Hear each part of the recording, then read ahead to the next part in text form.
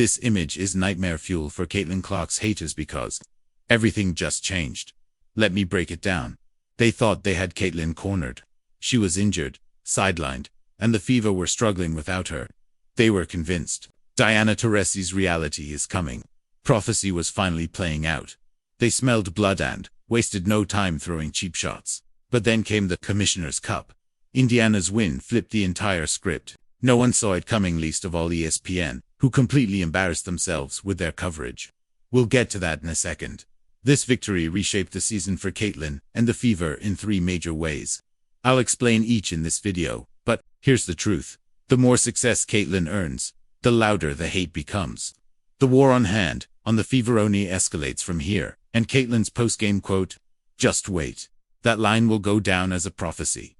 Let's dive into what really happened, the backlash from critics, and what this means for the rest of the season.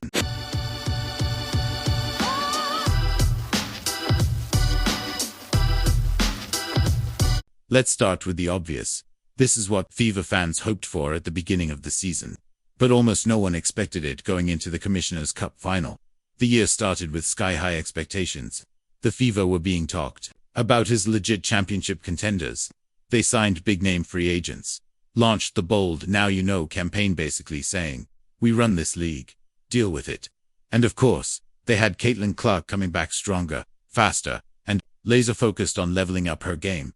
They came out swinging, demolishing the Chicago sky in front of 2.7 million viewers. It felt like liftoff. Then ... Everything unraveled. The hate speech investigation threw the team into chaos. Caitlin went down with a 5-game injury. Dana pulled a full-on Office Space move, stopped showing up, but kept collecting checks. Just when it seemed like the storm had passed, Caitlin returned with a legendary performance. Against the Liberty, things got even wilder. The next game turned into Gladiator Night at Gainbridge, with MMA Mabray and UFC JC throwing elbows like it was fight night, and the refs pretty much handed them the gloves. Then came the gut punch. Caitlin injured again in garbage time versus the Storm, ruled out of the Commissioner's Cup. So no, the Fever weren't supposed to beat the Lynx. Not by any stretch, in fact. ESPN was so sure of that, they served up one of the biggest cell phones in network history during the actual game. ESPN posted, I think around the 3rd quarter, at least that's when I was notified about it, that the Lynx dominate the Fever to win the Commissioner's Cup. And I took a screenshot. This is totally my screenshot, so I went and I verified this because I just couldn't believe it. I double-checked this really happened. ESPN kept that headline up the entire game. Only changed it after the Fever had already sealed the win. Wild. But let's talk about what actually happened on the court. Without CaitlinClark, the Fever stepped up and showed their grit. They fell behind early, but then exploded with an 18-0 run and never looked back. They got big-time performances across the board, especially from Natasha Howard, who literally said she wanted to be MVP and then went out and did it. That's elite-level manifestation right there. In the end, the Fever pulled a full Ono reverse card on ESPN, and every doubter watching. They dominated the Lynx on their home court without CaitlinClark, and the haters. They absolutely melted down. Not just because the Fever won, but because Caitlin, even from the sidelines, just added a championship to her resume. The only strike against CaitlinClark is that she has not won a national championship. And that is the only thing that you can put against her. You see, the go-to jab against CaitlinClark has always been, yeah, but she hasn't won a championship. That's what kept her off ESPN's top 5 college players of all time lists, despite rewriting the record books and dragging a mid-Iowa team to back-to-back national title games.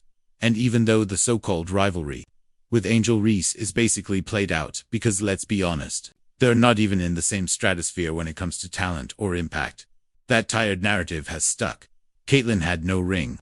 Angel had one with LSU, and a win with Unrivaled, and the haters used it to crown her as the real winner. That argument was their crutch. But with the Fever winning the Commissioner's Cup, that crutch is gone. So, what now? Well, if you ask the haters, it doesn't count. Now they're claiming it's not a real championship. And because Caitlin didn't play in the final, it shouldn't count at all. Let's be real, that's nonsense. They did win the final without her. But it's not like she's Nikola Topic or anything. The only reason they got to the final was because she had a 32-point near triple-double against the New York Liberty. They beat the previously undefeated New York Liberty after a CaitlinClark masterclass in a game no one thought they were going to win. Caitlin was a huge reason the Fever even made it to the Commissioner's Cup final in the first place. She balled out against the Liberty, then followed it up with a clutch performance against the Sun, making a real impact when it mattered most. But the gold medal for saltiest tears, that goes to the folks now screaming that the game was rigged. You can't make this stuff up. The real fans, all right? Capitalize the real fans of the W will find out what backroom deal you two made to have the Lynx throw this game. Not even cracking 60 points. That isn't even believable to the most naked eye. When we find out, we're coming for your jobs. Full force. What's hilarious about all this is the selective logic. The same people downplaying the Fever's Commissioner's Cup win were celebrating like crazy when Angel Reese won the unrivaled championship. Yes, it's a pro title, but it's not even the same format as the WNBA. And get this, Angel didn't even play in the final. She wasn't in the building.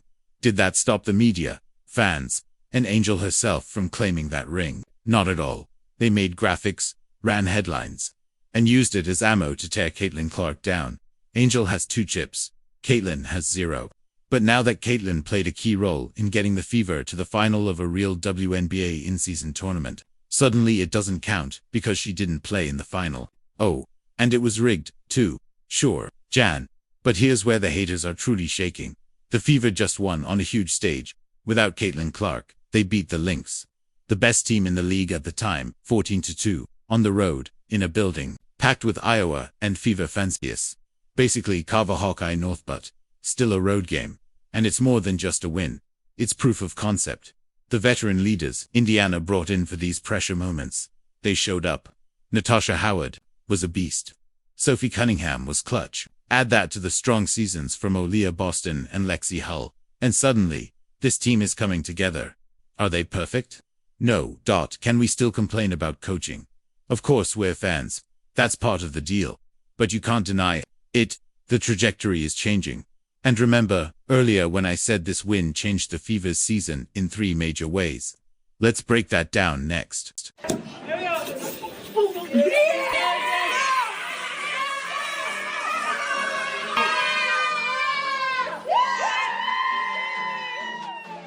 Oh, how did this win change everything for the Fever? Let's break it down. As the saying goes, winning solves everything. And while Sophie Cunningham recently admitted the team had been on their own islands, nothing unites a group like a championship, even if it's not the big one. To win the Commissioner's Cup, the Fever had to go through the Liberty and the Lynx, the top 2 teams in the league. That's no fluke doubt. Now, I'm not saying they'll be perfect from here on out. The swagger is back. It feels like they've finally weathered the storm. And with Aari McDonald now in the mix, full-time, this team is much more dynamic and explosive than they were with Bonner the Goner. With less pressure to rush back, Caitlin can finally get the rest she needs. There was a lot of speculation, myself included, that she played hurt to start the season, and may have come back from injury too soon. But now, there's no reason. The Fever can't stay in the playoff race without her for another few games or even weeks. Fans have been begging for this. Sit Caitlin longer, let her fully recover, and it looks like the Fever are listening. Instead of dragging out the suspense and calling her a game-time decision, they announced a full day early that Caitlin would sit out against the Aces. That's a sign they're playing the long game now. That's a huge shift. This isn't the team that was leaning on her to be the hero every night. With Aari McDonald now locked in, and players like Sophie, Natasha, Aaliyah, and Lexi all stepping up, the Fever can actually ease Caitlin back in, instead of throwing her into the fire and risking re-injury. They don't have to burn her out. They can play smart. Bonus, they're back in the contender conversation. And with cap space available, don't be surprised if the front office pulls off a mid-season trade to upgrade the roster even more. That's why the haters are rattled. They thought Caitlin was out. They thought the Fever were spiraling. They smelled blood. But instead, they just watched this team rise without her. And that, is terrifying. They loved seeing Caitlin struggle, and they made sure she knew it. Not by name, but with one loud, anonymous voice. CaitlinClark finished 9th in player voting. In fact, she finished behind one of her own teammates in player voting for the All-Star game. The pettiness has no bounds. There are plenty of excuses floating around for why players ranked CaitlinClark as the 9th best guard in All-Star voting. And yes, I know, it wasn't a literal ranking.